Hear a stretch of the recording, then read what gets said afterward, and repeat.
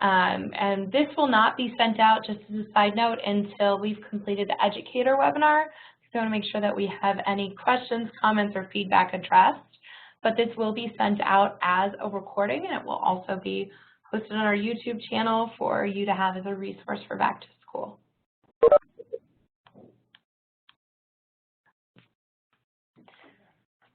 So all of our webinar resources can be found at that bit.ly link folder. And feel free to share anything that we share today with you with your school. In fact, we'd like for you to share it, personalize it, take it back to your school, take it back to your district, and make it your own. And we'd love feedback. So we're sharing with you today what we think is important, anything new. But if you have any feedback or anything that you think that we did not answer today, we'd love for you to give us some feedback and let us know what else we can share with you. And all the resources that we're going to share today during the webinar are going to be available once we conclude the other webinar on August the 16th, because we want everything to be up to date. So if we get any feedback for changes or additions from today, we're going to make those changes before we do our next webinar next week, and then post all the resources and links for everyone following that webinar. Just a side note, I'm typing the chat box, but again, if you hear anything, this is not really for you. Please make sure that you have your audio set up, and we will unmute everyone at the end to ask questions. But until then, just keep typing your comments and questions in the chat box and not the Q&A. And we'll put the bit.ly link in the chat box as well. So our agenda for today is we're going to talk about the content roster report. So that's going to be a continuation of the presentation that we did at our spring regional workshops. We are going to be talking about the new parent report, which you will be getting shortly in your schools printed out.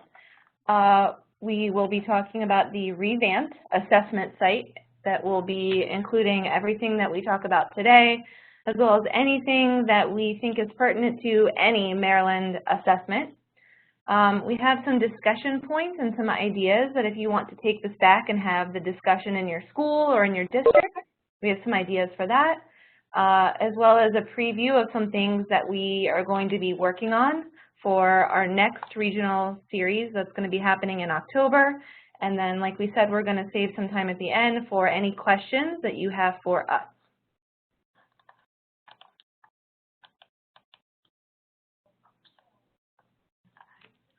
So as a part of our work that we're doing to bring you the most current information for all of the PARCC data and PARCC reports that Pearson Access Next provides to us, we wanted to continue with the content standard roster to show you a breakdown of that.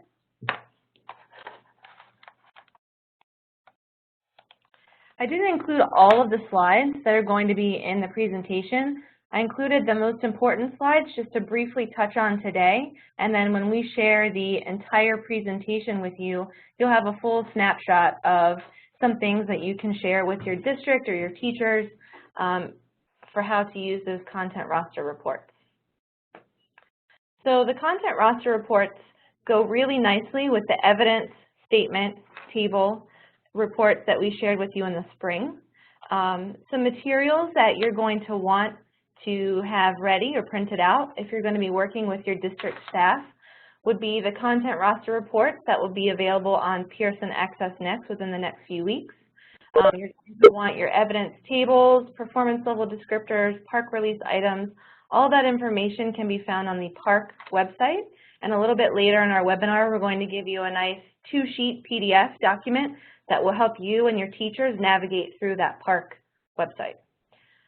Anything from your district as far as curriculum, pacing guides, anything that you use that will help you plan for instruction, and then any additional assessment data that you want to use to help compare with the content roster report.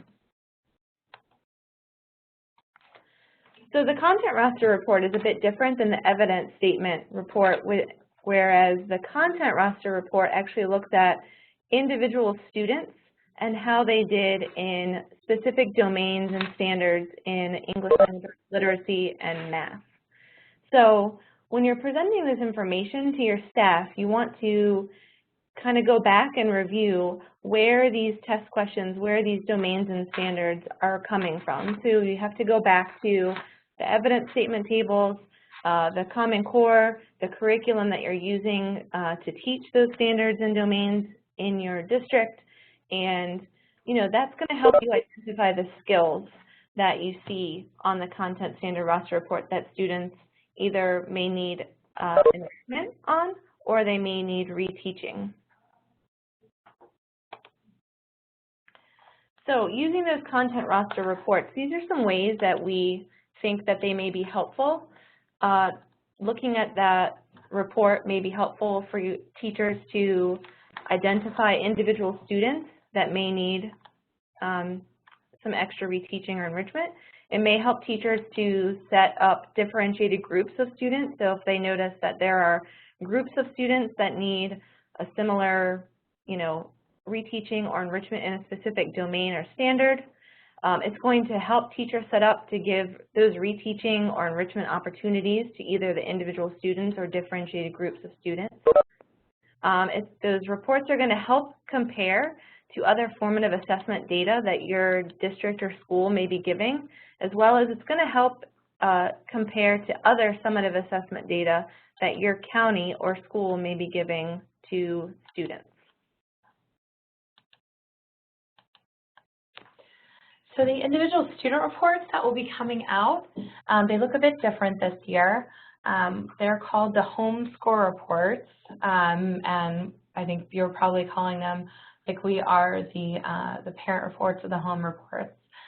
You'll notice a few things have changed. At the top, you'll still see the name of assessment, the grade, and the year of the test.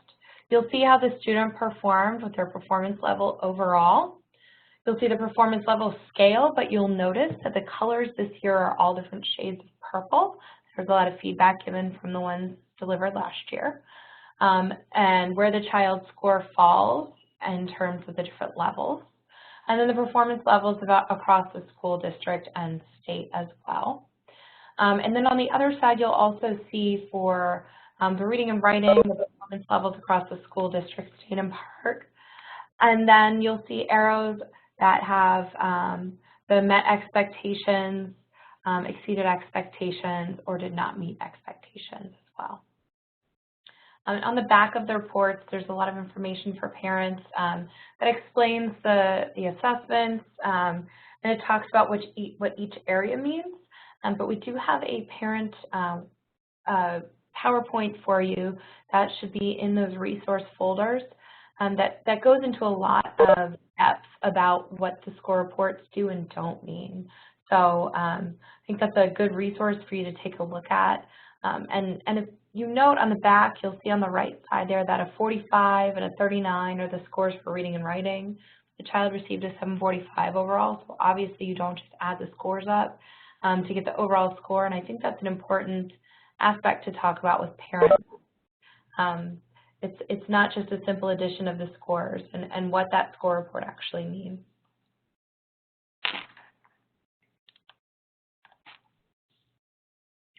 So we wanted to give you this slide to let you know that PARCC has released translated score reports. So if you look down below, in addition to English, it has all of the following other languages that you can take those score reports and translate them into. And right now there are 10 different languages that those PARCC reports can be translated into, and we wanted to give you this information because different districts have many, many families that speak another language other than English. So we wanted you to know that there is resources out there that you can take this parent home report and translate it into a language that the families can read and understand.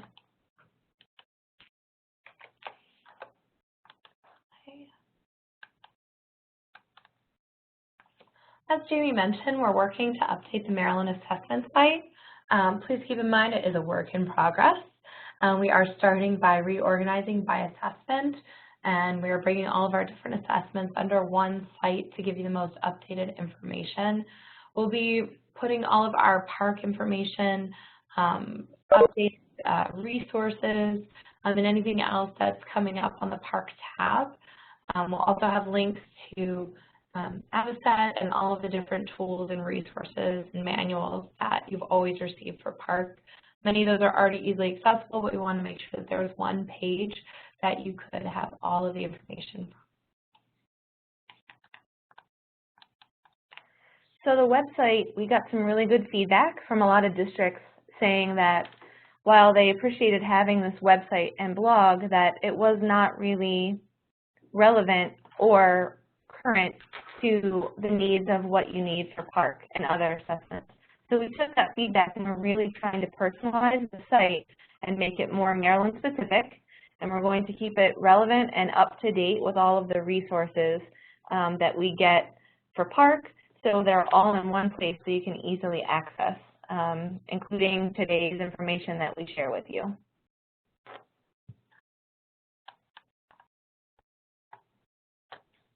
So some of the resources that we've tried to set aside for you are, and our next few talking points are the discussion of park scores with school staff, the utilization of park reports with school staff, park scores as a tool to help guide instruction, and comparing park data to other assessment data.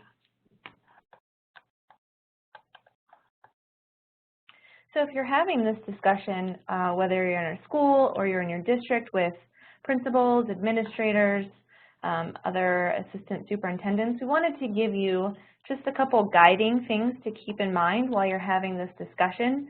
To use that park data to the best of its ability, talking about strengths and challenges that you see in the data, any instructional practices or shifts that link the park data to what it is you're talking about, whether you're talking about English language arts or math, any other data points that can help interpret the park data, so you can also look at within your district your attendance data, your climate surveys, your discipline data, whatever other data that you're collecting that may help show trends in what you're seeing in your park data.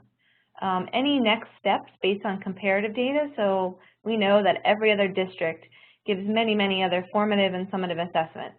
And we want you to see this park data as the link to how can you compare the assessments that you're giving in your counties with what you're seeing on the park assessment. And then as well as any other additional professional resources that your districts have available that can kind of pull this park data in and make it part of your instructional practices. I think an important part to address, and I don't just say this as a person who works strongly with formative assessment, it's important to make sure that teachers have that information all along the way, and keep in mind that while this is summative data at the end, we should look at trends throughout the school year. We should look at things like student reports, grades, portfolios, to see if the summative data is supported by our formative data and vice versa, to see where those gaps may be. Again, I apologize for my voice coming and going. So as part of our work here in Maryland, Melissa and I are partnering with other park states because we all have great tools and resources that we're creating. So we want to kind of work as a consortium. So, you know, what Illinois make or what Rhode Island may make, we want to be able to share among our consortium some of these great resources. So this slide kind of came out of some of the work that we're doing, looking at park as a resource, and I'll let you read that, I won't read it to you. Just kind of keeping in mind that park is a resource. Yes, it's a summative assessment and everyone in the state is giving it, but we want it to be seen as an additional resource that teachers can use to help plan and guide their instruction. So we really like the fact that our educators are always thinking about what are some of those trends, what are some of those patterns we're seeing. Some schools do a whole scrolling throughout the school year to see what overlaps they have in content throughout the different content areas and grade levels. And so I think it's really important to make sure that park data is used along with other assessment data, and really looking at this data through a lens of, where are our strengths, where are our weaknesses, are they across the grade level, are there certain trends that we're seeing, like fractions as a whole are an issue for our school, or are we doing pretty well overall? This is something that we shared at our spring regional summits.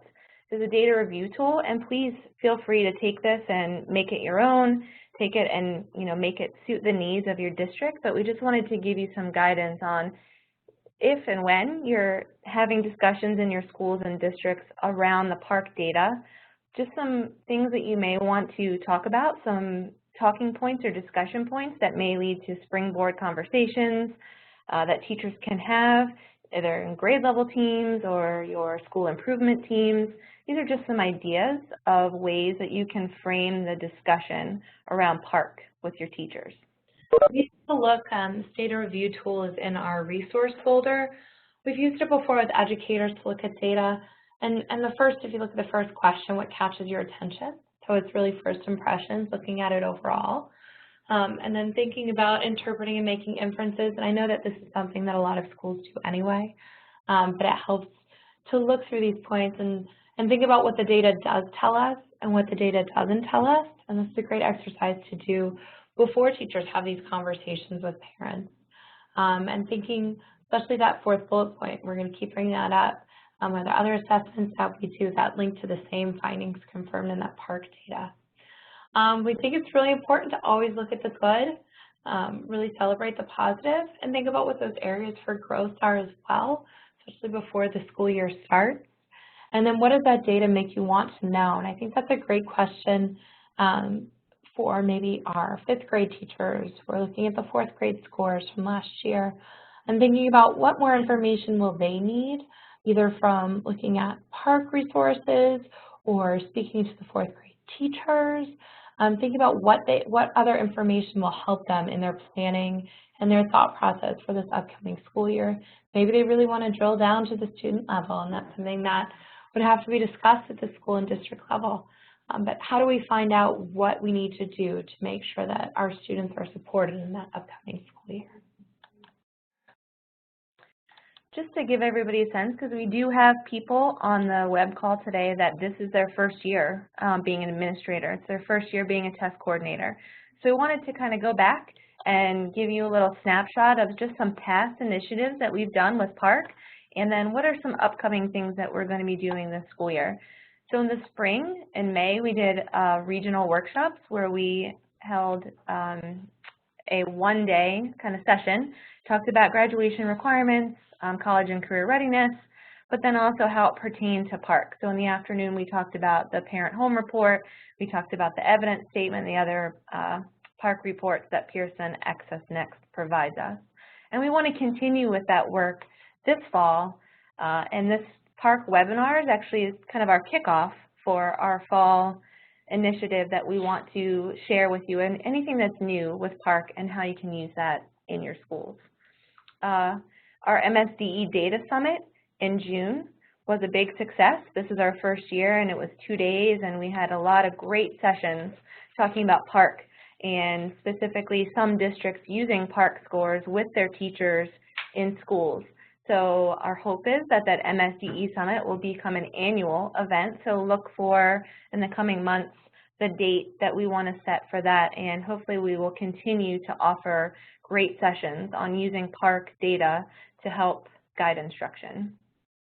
As well as at the English Language Arts and Math supervisor briefings, I went and visited all of those in the last school year, and I plan on continuing working with the English Language Arts and Math content supervisors to present the most current PARCC information, as well as do some work on how they can use those reports and go back to their district and help teachers, plan and guide instruction. So the things that we have upcoming, so we have for back to school webinars today and next week for educators, which will look a little bit more deeply at the data. We're continuing to work with other PARCC consortium states. As Jamie said, some of our states are doing really great work, and we are now working very closely with them to make sure that we're not replicating, we're working together, we're being collaborative and thoughtful. We're also working collaboratively with your district level staff to make sure that we're meeting your needs. And we get weekly feedback from your district about things that need to occur in the assessment cycle. We also will be having a Fall Regional Summit. We're looking at the end of October, but we'll be setting out those dates soon, where we'll be discussing assessment and accountability and other things of interest to you. There is the MAG conference coming up. If you participated in an Ed Camp this summer, you just got an email about it. It's November 16th to 18th, and Jamie and I will be hosting a number of sessions about park data. We'll be working collaboratively with a couple of our districts around creating learning progressions from park resources. And the Common Ground Conference as well, I believe that's usually in April or May. And then we'll be continuing to update the Maryland Assessment Blog. Our goal is that all assessment resources will be housed there, and it'll be something that is easily updatable and really responsive to your needs. So again, as we've said, if there's something that you think would be useful to have, whether it's just a one-pager or a quick video, we will be working on those resources throughout the summer and throughout the school year to make sure that what you have or what you need is what you get. Just briefly showing some of the park resources that we shared in the spring, the Accessing and Utilizing Park Reports. That was the presentation that had all of the reports that are provided by Pearson Access Next, as well as we dove into specifically the Evidence Statement Analysis Report. And then at the beginning of the webinar, I shared some slides on the Content Roster Report. So we've added, there's about 10 slides that we've added to the end of that Accessing and Utilizing Park Report that we will share with you that kind of goes into how you can not only use the evidence statement reports, but how you can also use the content roster reports with teachers and staff. The Teaching, Learning, and Assessment in Maryland Public Schools, that was the presentation that we shared in the spring that basically was centered around the parent home report and how you can use that with your teachers, as well as some talking points and slides that you can use in there to share with parents, especially if you're having a back to school night, a meet your teacher night, or your fall conferences. There were some ideas in that presentation that were helpful for parents. And some other tools that we shared at the bottom of our spring workshop series as well. The top right-hand corner where you see that workshop series, you'll be seeing something similar come very soon for our fall opportunities for our park or workshop series. So you'll see something very similar to that coming your way.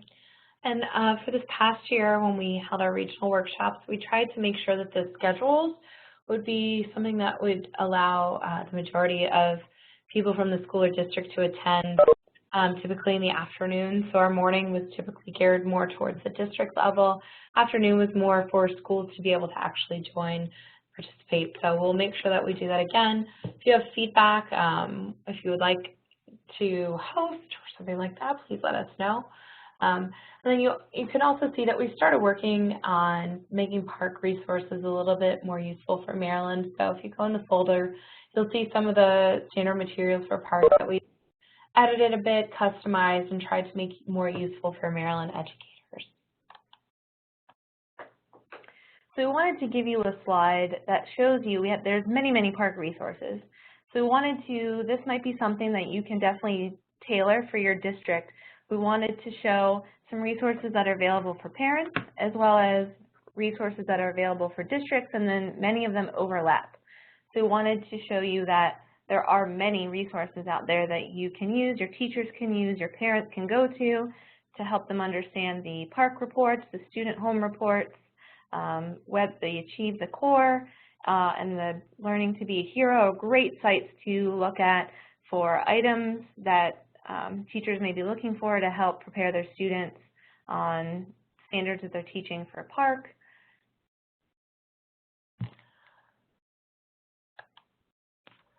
So new, these just came out less than 2 weeks ago. There's a 2016 version of the Score Report Interpretation Guide, and there's also a 2016 Interpretation Guide for Parents. So these are both located on the Avocet website, which we will send you the link to. And if you're like me, you would think that something new might be at the top. However, surprise, the Avocet put the links for these 2 new interpretation guides at the bottom of their links. So you have to search a little bit for them. But in these 2 new interpretation guides are on the left, the updated reports, what they look like. They have that new color scheme of all the purples, and it goes through each individual report that Pearson Access Next provides and what each of those reports show. The interpretation guide on the right for parents basically breaks down the home report for parents, shows them the parts of the home report so they can help understand a little bit better about what they're seeing for their individual child. We'll make sure that we send out the links, and these will also be linked to on the assessment site. This is one of the projects that we are working with some of the other park consortium states. If you've ever been to the park website, you know that it may not be easy to navigate. There's a lot of clicking that you have to do. So in conjunction with another park state, we created this website and resource guide, and it is a 4-page, it's 2 front and back, that has every one of the blue links that you see is actually active in the PDF. So yes, you can print this out and give it to your teachers. However, if you send it through an email or share it, all of the blue active links work. So teachers can click on it, and we tried to label everything so it's very user-friendly for teachers to see if we're referencing a specific page on the park site, how do I get there and what's on that page. So we thought that this would be a very helpful tool for not only yourselves but your teachers as well to see exactly how to navigate around on the park website. Those are just a few of the resources that we have coming out. We will be sending out some materials tied to the home score report as well as the new park guide. And we do have a couple of workshops coming up through MAG, the Maryland Assessment Group Conference, and we are going to be doing some webinars partnering with districts and teachers around looking at the park evidence statement tables and content roster reports and using that information to guide the development of learning progressions and really how to take a look at this information. But we wanted to know what questions you had for us and what resources may be helpful. So we are going to do something crazy right now and unmute all. And if you have any questions, we're going to be able to go through and answer them. Great, no questions yet. Answer them through the chat box as well. But again, this webinar is really to discuss resources and home score reports for schools. So some of the more accountability-focused information we're not really going to talk about today. That will be coming up as more decisions are made through our board and our leadership.